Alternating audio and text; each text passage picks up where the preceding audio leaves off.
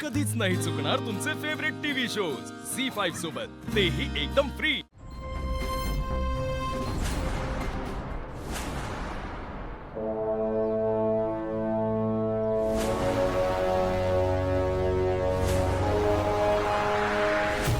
कुठे माझी मुलगी? बोला, कुठे लपवून ठेवले तिला? आणि तो नंदी कुठे गेला? खाल्ल्या ताटात शेण कालवणारी माणसं आहात तुम्ही। बोला, कुठे आहे माझी मुलगी? आबासाहेब तुम्ही आधी शांत व्हा।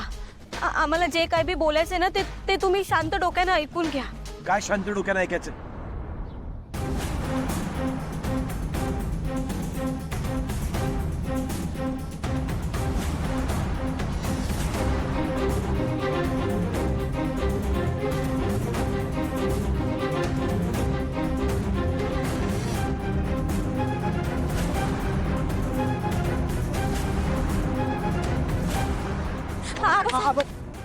आबासाहेब थांब, मी आणलंय प्रियाला इथं। तू होय आबासाहेब, ऐका आबासाहेब ऐकून घ्या आबासाहेब। मला माहिती आहे या लोकांनीच त्याला फितवलं असणार। तुला जबरदस्तीने पळवून आणले नाही ते? आज मी या लोकांना सोडत नाही। मला इथे कोणीच फसवून आणलेलं नाहीये। मी इथे स्वतःच्या मर्जीने आली। काय? स्वतःच्या मर्जीने? म्हणजे माझ्या पोटच्या मुलीनंच मला फसवलंय, ते सुद्धा परक्यांच्या नादी लागून? आबासाहेब, आम्हाला तुम्हाला फसवायचं नव्हतं, आणि तसंही तुम्ही प्रीतम आणि प्रियाचा साखरपुडा करणारच होता ना? मग साखरपुडा झाल्यावर आम्ही सांगितलं असतं तर मग काय केलं असतं? आबासाहेब, आम्हाला तुम्हाला फसवायचं नव्हतं, कारण आमच्या आई वडिलांनी तसे संस्कार केलेत आमच्या। ए, तुझ्या आई वडिलांचे संस्कार मला नको सांगूस। तू तर त्यांच्याही पुढे निघालायस, हे कळतंय का तुला? तुम्ही माझ्या घरात शिरलात, माझं मन जिंकलं आणि माझ्या मुलीला फसवण्याचा प्रयत्न केलाय। आबासाहेब तुम्ही आमचं एकदा ऐकून तरी घ्या ना। आमचं काय म्हणणं ते समजून तरी घ्या। आमचा इथं येण्यामागचे हेतू काय होता हे तरी तुम्ही जाणून घ्या। आणि समजा कळल्यावर जरी तुम्हाला वाटत असेल की आम्ही चुकीचे आहोत, तर तुम्ही सांगाल ते करायला आम्ही तयार आहोत। तुमच्या खोट्या कहाण्या ऐकायला आलो नाही मी इथे। ती अहिल्या नागिण होती आणि तिची ही पोरं ती सुद्धा तशीच आहेत। ती मला डसली, माझ्या घराला डसली, माझ्या विश्वासाला डसली, आणि ती काय संस्कार करणार यांच्यावर? तिनेच तुम्हाला पाठवलं की नाही? बोला। नाही आबासाहेब, नाही, तिला अजून माहिती नाही की आम्ही इथे आहोत। वाह, यालाच म्हणतात देवाचा न्याय। तिने ज्या मुलासाठी, ज्या आयुष्यासाठी माझा विश्वासघात केला, आज तिचीच मुलं माझ्याकडे आलेली आहेत। तिला कल्पनाही नाहीये की ती मुलं माझ्याकडे नोकर म्हणून काम करतायत, आणि तिच्यासारखाच हात करून आज पळून चालली आहेत। अरे रक्तच बेईमान आहे तुमचं। आबासाहेब, मी आता माझ्या आई विरुद्ध एकही शब्द ऐकून घेणार नाही। मी विसरून जाईन तुम्ही प्रियाचे वडील आहात। मग माझ्या हातून जे होईल ना त्याला मी जबाबदार नाहीये।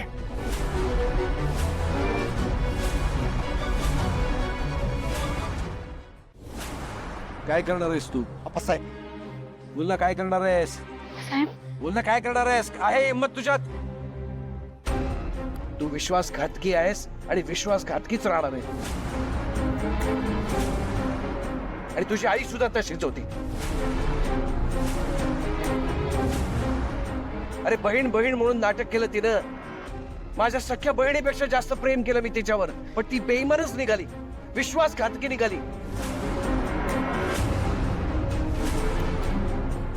आबासाहेब तुमचा इतका जीव होता देवी आईंवर, तर मग सांगा ना, तुमच्यामध्ये ना त्यांच्यामध्ये असं काय घडलं की तुमचं नातं इतकं बिघडलं?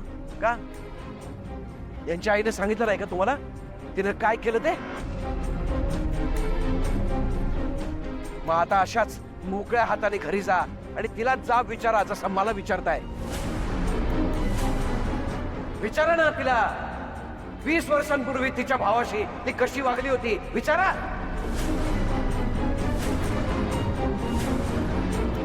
चल प्रिया. आबासाहेब थांबा. मी माझ्या आईला चांगलंच ओळखतो. ती असं अजिबात वागणार नाही ज्याने तिच्या भावाला त्रास होईल. मी त्यांना देवी आई म्हणते. माझी लई श्रद्धा आहे त्यांच्यावर. आणि मला खात्री आहे माझ्या देवी आई कधीच कुणाबरोबर सुद्धा वाईट करणार नाही, चुकीचं करणार नाही.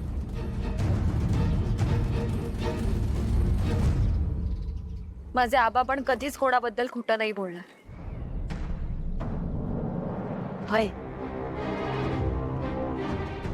चांगल्या माणसांचा चांगुलपणा लपून राहत नाही.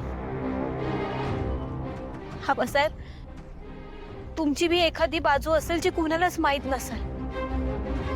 तुम्ही सांगा ना, काय झालं होतं तुमच्यामध्ये? काय घडलं होतं? तिच्या भावाच्या विश्वासाच्या थडग्यावर तिनं अख्खं साम्राज्य उभं केलंय किर्लोस्करांचं. आणि नियतीनं तोच न्याय तिला दिला. तिच्या पोटच्या पोराने तिचा विश्वासघात केलाय. याला कर्माचा खेळ म्हणतात. आत्ताच्या आत्ता माझ्या डोळ्यासमोरून चालते वा, नाहीतर. थांबा आबा. त्यांच्या आईची शिक्षा त्यांना देऊ नका. मी ओळखता अहिल्या देवींना. मी राहिलीये तिथे, मला माहितीये त्या कशा आहेत. त्यांनी तुम्हाला फसवलेलं नाहीये. प्रीतम सरांचं खरंच खूप प्रेम आहे माझ्यावर.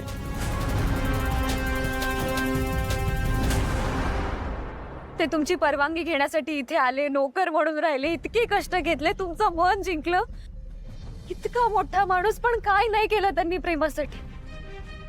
अब तुम्ही यांच्यावर संशय घेताय.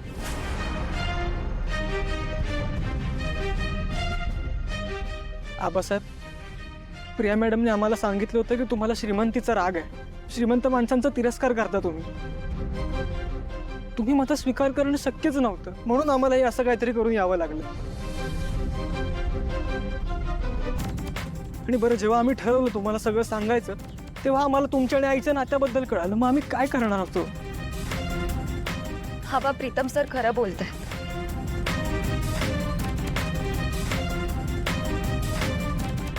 आता तूही त्यांचीच भाषा बोलतेस. बरोबरच आहे. त्यांनी फितवलंय तुला.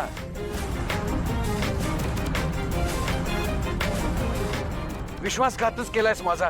मानच उंचवलेस ग माझी.